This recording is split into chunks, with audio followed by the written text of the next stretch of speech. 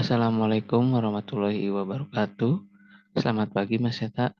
Izinkan saya perkenalan terlebih dahulu. Nama saya Farhan Aditya dengan nomor NPM 6017210033. Sebelumnya, saya ingin mempresentasikan tugas psikologi bisnis yang berjudul Strategi to Business Objective. Membicarakan tentang bisnis untuk mencapai bisnis yang objektif, itu tentu ada strategi. Yang pertama itu ada strategi manajemen. Strategi manajemen ini atau manajemen strategi merupakan penetapan arah yang jelas untuk organisasi dan setiap produk atau layanan serta individu dalam organisasi. Strategi manajemen ini memiliki dimensi. Yang pertama itu dimensi waktu dan orientasi masa depan. Yang dimaksud itu mengantisipasi atau mempertahankan organisasi yang dapat dilakukan untuk kedepannya.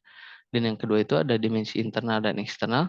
Yang dimaksud dengan dimensi internal itu untuk mengetahui pencapaian sasaran dalam organisasi. Yang dan eksternal itu untuk mengetahui kekuatan, kelemahan, kesempatan, dan hambatan dalam perencanaan terhadap organisasi. Yang ketiga itu ada dimensi pendayagunaan sumber-sumber. Yang dimaksud itu untuk mengimplementasi dalam fungsi-fungsi manajemen ke arah sasaran yang ditetapkan oleh organisasi. Yang keempat itu ada dimensi keikutsertaan manajemen puncak. Yang dimaksud itu menyusun strategi agar eksistensinya itu sesuai dengan visi yang diwujudkan oleh suatu organisasi. Dan yang terakhir itu ada dimensi multibidang. Ini maksud itu sistem yang dilaksanakan itu dapat mengimplementasi manajemen yang didasari dengan menempatkan organisasi sebagai suatu sistem. Berikut beberapa komponen proses manajemen strategi. Yang pertama itu strategi misi organisasi atau perusahaan. Ini bertujuan untuk menggambarkan tujuan keberadaan perusahaan. Yang kedua itu ada strategi dua, yaitu tujuan, yaitu melihat hasil akhir kegiatan, apa yang harus dicapai dalam suatu organisasi.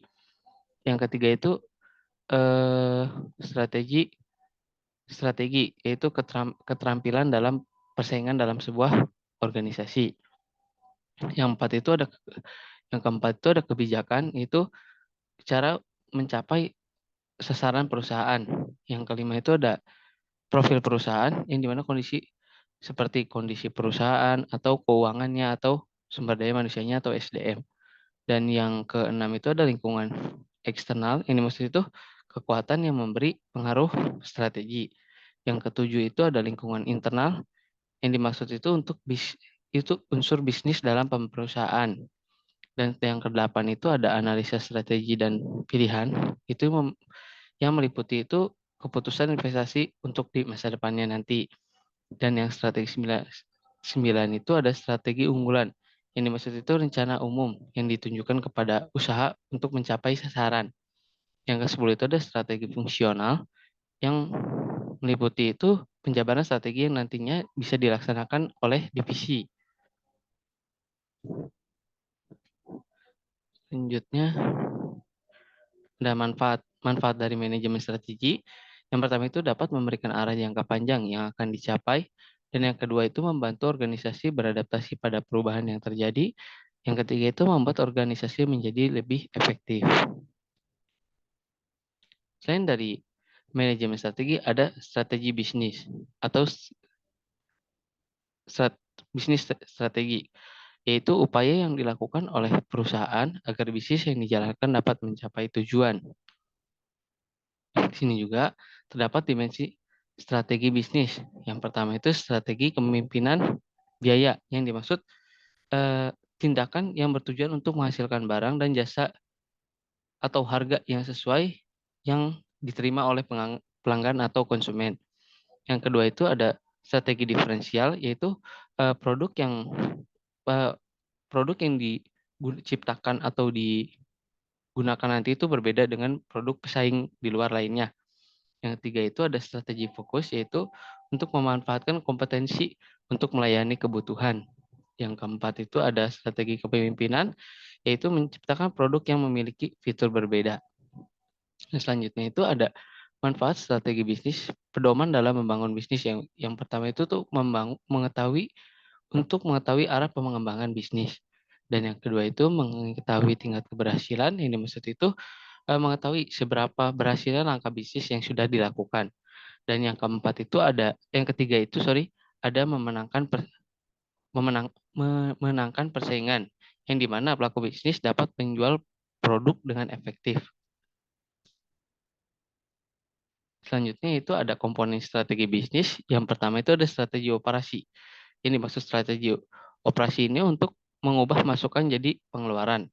Yang kedua ini ada strategi pemasaran. Ini maksud itu pemasaran produk yang utama seperti segmentasi geografis, psikologis, dan demografis.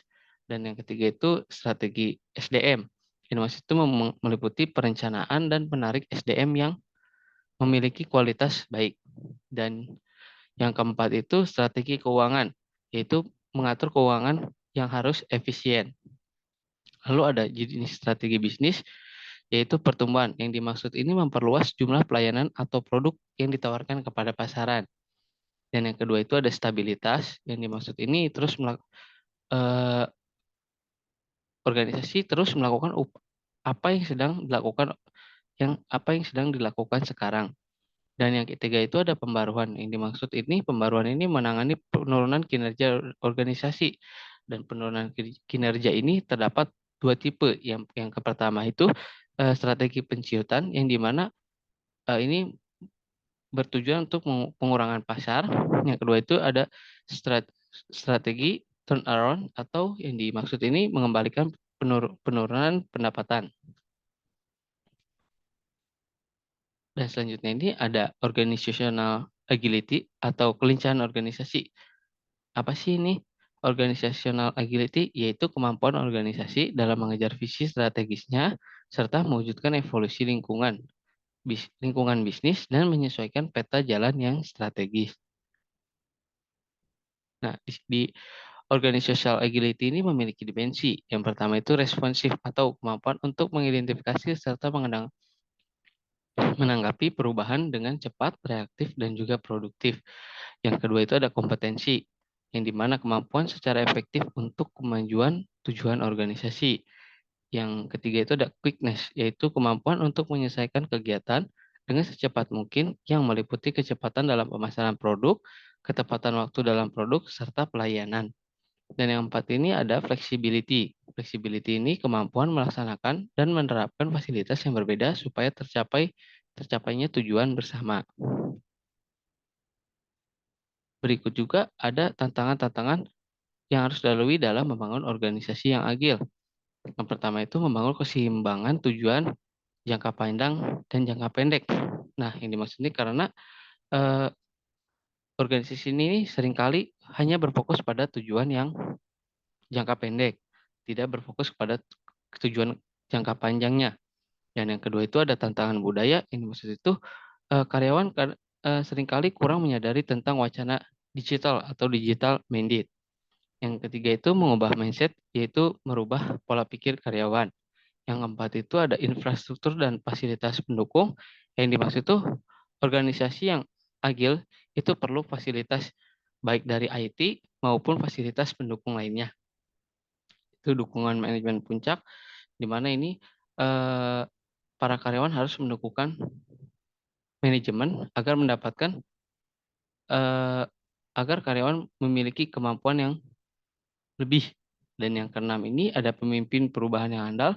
Yang dimaksud ini pemimpin dapat mengarahkan karyawan atau mengevaluasi dan memonitor proses perubahan pada karyawan.